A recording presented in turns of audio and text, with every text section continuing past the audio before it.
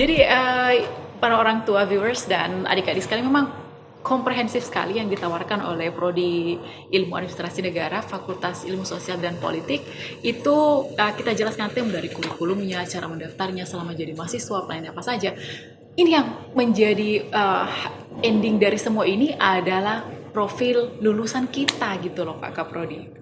Boleh tahu nggak sih, jadi dari hasil kerja keras ini semua dari A sampai Z-nya, endingnya jadi apa nantinya? Boleh cerita sedikit tentang profil lulusan kita? Ya. Ya baik, memang yang paling penting dari sebuah proses belajar mengajar di perguruan tinggi adalah output. That's right. Lulusan. Apakah mereka terserap atau tidak di dunia kerja. Nah sejauh ini alhamdulillah profil lulusan yang disampaikan ini bukan sekedar normatif di atas kertas, tapi sudah banyak yang memang terserap di bidang yang dimaksud itu. Nah, kalau kita pilih jurusan atau prodi ilmu administrasi negara, insya Allah yang pertama, adik-adik nanti bisa dan akan menjadi seorang aparatur sipil negara, ASN, ya, yang di dalamnya yang kita kenal dengan PNS, pegawai negeri sipil, dan juga ada yang disebut dengan PPPK, ya, pegawai pemerintah dengan perjanjian kerja. Sekira ini adalah dambaan sejuta umat lah, ya. Ingin menjadi PNS, ya, katanya kesuksesan terbaik sebagian orang tua adalah ketika melihat anaknya menjadi seorang PNS. Salah satu menantu idaman. Ya, kalau menantu idaman adalah PNS. Ya. Nah, menjadi PNS itu sangat terbuka lebar di prodi ilmu administrasi negara. Hampir semua instansi, organisasi perangkat daerah ataupun di pemerintah pusat, di kementerian itu selalu ada jatah khusus atau kota untuk alumni atau lulusan ilmu administrasi negara. Okay. Setiap tahun ada pendaftaran selalu dan dipastikan kotanya banyak sekali. Okay. Nah, dan itu terbukti alhamdulillah alumni kami yang terserap menjadi PNS di berbagai instansi pemerintah itu luar biasa. Ya.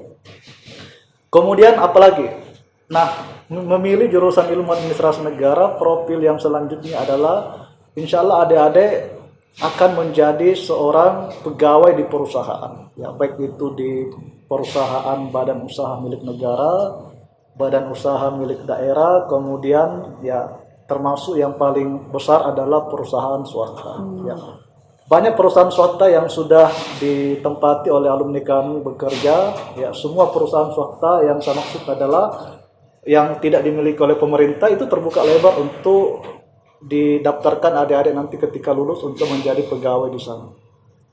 Nah, apalagi lulusan ilmu administrasi negara insya Allah juga bisa menjadi seorang konsultan. Nah, konsultan apa? Ini tentu dikaitkan dengan 3 kompetensi atau konsentrasi yang ditawarkan. Iya, betul. Ya. Jadi adik-adik bisa menjadi seorang konsultan tentang kebijakan publik. Ya. Kemudian bisa menjadi konsultan manajemen kepegawaian. Kemudian bisa menjadi konsultan pengembangan organisasi.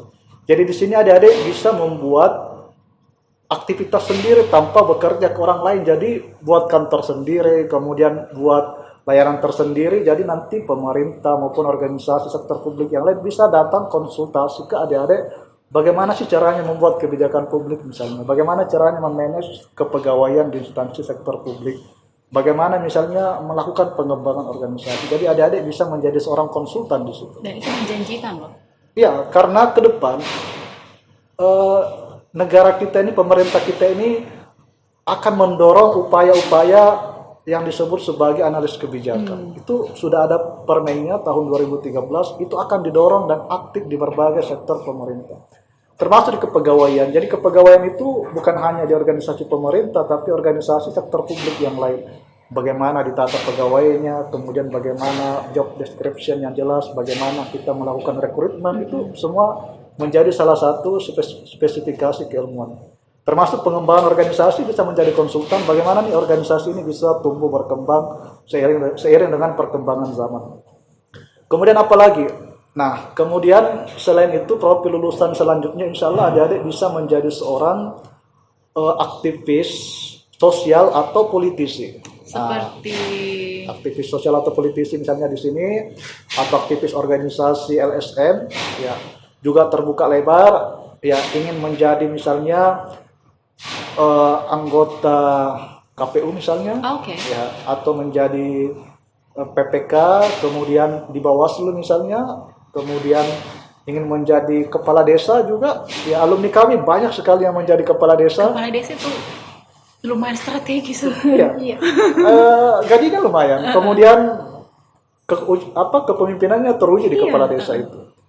Kemudian bisa menjadi anggota partai politik, ya silahkan. Adik-adik yang punya sense di dunia politik juga terbuka lebar. Terbukti juga alumni kami yang menjadi anggota DPR, alhamdulillah lumayan. Ya. Kemudian aktivis LSM misalnya, adik-adik ingin aktif di organisasi LSM misalnya, kan banyak organisasi LSM ya. Ya, taruhlah misalnya ada namanya Bakti kalau di Sulawesi Selatan, kemudian ada di berbagai macam tempat lah. Sepanjang itu masih berada pada kategori lembaga swadaya masyarakat, atau silakan melakukan atau membentuk LSM di kampusnya masing-masing, juga terbuka lebar untuk alumni lulusan ilmu administrasi negara. Kemudian apalagi nih profil selanjutnya. Nah, alumni lulusan ilmu administrasi negara juga bisa menjadi seorang wirausahawan sosial. Itu dia. Jadi menciptakan lapangan kerja. Bisa menciptakan lapangan kerja, karena selama proses pembelajaran kita sudah membuka mindset bahwa sekalipun kita belajar di ilmu sosial dan ilmu politik, tapi wirausaha sosial harus dikedepankan juga, karena kita sadar serapan tenaga kerja, kemudian persaingan begitu ketat. Jadi adik-adik jangan bingung ketika nanti menjadi alumni, tidak harus menunggu pendaftaran. Betul. Tapi bisa melakukan wirausaha sosial yang justru bisa akan lebih matang dari segi pendapatan nantinya dibanding mungkin aktivitas yang lain. Ya, kita ketahui bahwa orang terkaya kan rata-rata aktivitas wirausaha sosial. Jadi tidak harus masuk di fakultas ekonomi untuk menjadi wirausahawan, tidak. Jadi kami membuat skema khusus, ada namanya wirausaha sosial sebagai profil lulusan kami. Oke, cool. Berarti Jadi tergantung adik-adik mau jadi apa nanti. Iya. Itu kita sudah basic dari sejak maba sampai lulus. sudah dibekali. Sudah dibekali. Iya, dasarnya juga sudah kuat. Ya.